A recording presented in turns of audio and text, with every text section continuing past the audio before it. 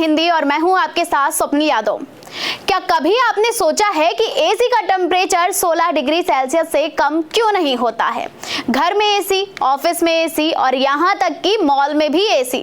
सालों से एसी चलाने वाले भी शायद इस बात को नहीं जानते होंगे कि आखिर क्यों एसी का टेम्परेचर 16 डिग्री से कम नहीं जाता। बहुत से लोगों को लगता होगा कि कंपनी ऐसा जानबूझकर करती है, लेकिन ऐसा बिल्कुल भी नहीं है, क्योंकि असल वजह कुछ और ही है। तो चलिए बिना किसी देरी किए हम आपको बताते हैं कि एसी का टेम्परेचर 16 डिग्री से कम क्यों नहीं होता। एसी का टेम्परेचर 16 डिग्री से कम होने के दो बड़े कारण। अगर आपको ऐसा लगता है कि कंपनियां जानबूझकर आप लोगों को 16 डिग्री से कम टेम्परेचर सेट नहीं करने देती, तो ऐसा नहीं है। इसके पीछे एक बड़ी वजह है। आपको बता दें, इसके पीछे दो कारण है।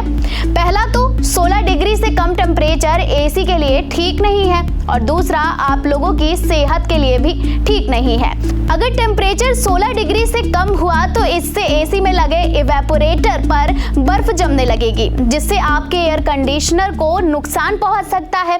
बर्फ जमने के पीछे का कारण रेफ्रिजरेटर का प्रेशर कम होने को कहा जा सकता है। एयर कंडीशनर में इवेपोरेटर बाहर की गर्म हवा को रेफ्रिजरेटर लिक्विड में गैस में बदल देता है, और जब लिक्विड गैस में बदल जाती है तब रेफ्रिजरेटर प्रेशर खोने लगता है, जिस वजह से रूम में आपको ठंडी हवा मिलती है। इवेपोरेटर का काम ठंडी हवा पहुंचाना होता है। कितना रखना चाहिए टेम्परेचर?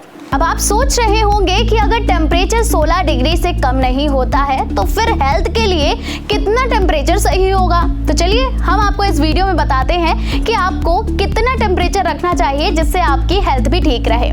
एयर कंडीशनर में कितना टेम्परेचर रखना सही होगा, इस सवाल का जवाब हर कोई पूछता है।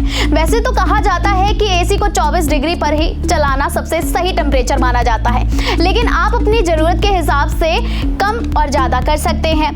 लेकिन जितना टेम्परेचर आप कम करते जाएंगे, आपका बिजली का बिल उतना ही बढ़ता जाएगा।